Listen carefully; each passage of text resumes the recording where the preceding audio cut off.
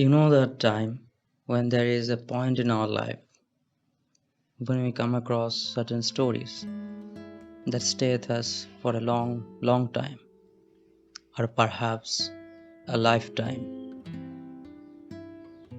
For me, Mushoku Tensei is such a story. It was the first isekai fantasy light novel I had ever read, and I immediately got hooked and couldn't put it down. In my opinion, it's a modern classic and a definite must read for anyone interested in light novels in general. It has everything you would expect from a story with fantasy, sword, and magic setting. Plus, the incredibly well written age progression of the main protagonist, as well as the side characters. To the current readers, this story might seem a bit generic. However, this is because it was written even before the isekai genre became popular. In fact, this is one of the first isekai novels that popularized the genre itself. Mushoku Tensei is actually the model for many of the stories that came later.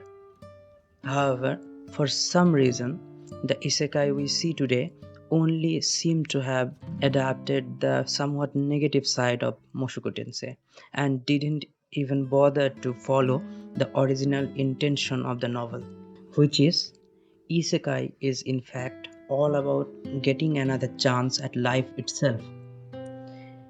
It's a concept where a person gets a chance to fulfill the regrets they might have had in their previous world.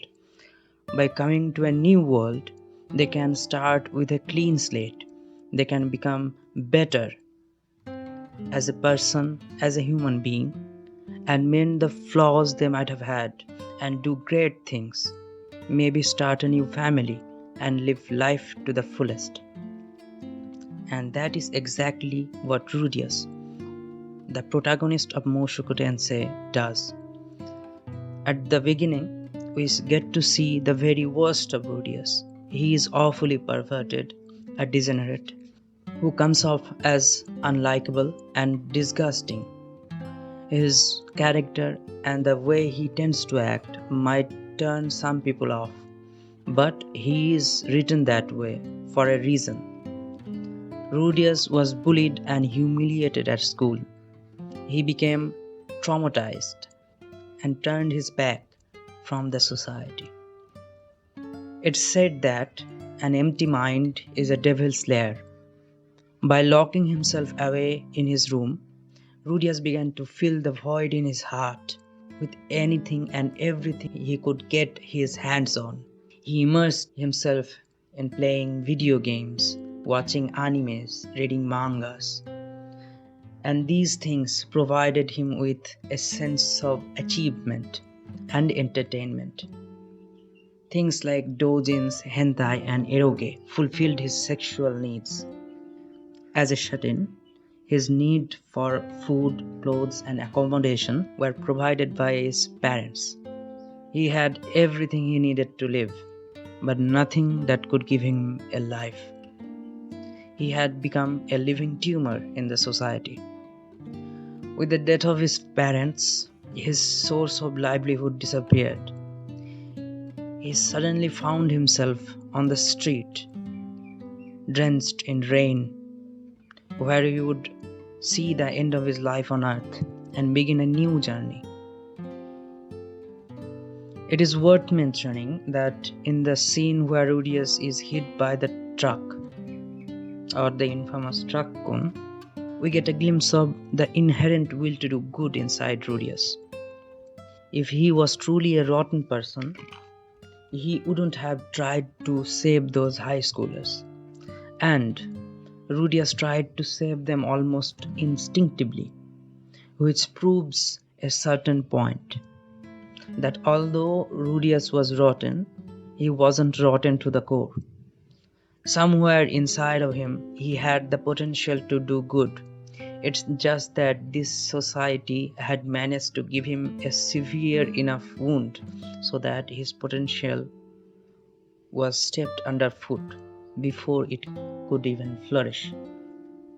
After being reborn in another world, he truly got another chance to realize his potential.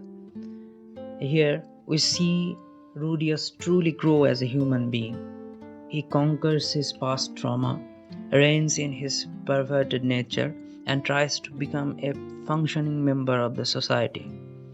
So, if his nature bothers you too much in the early arcs, you don't have to force yourself to like him, because his perverted nature is not going to change. He will just keep it under control and channel it towards only the members of his harem.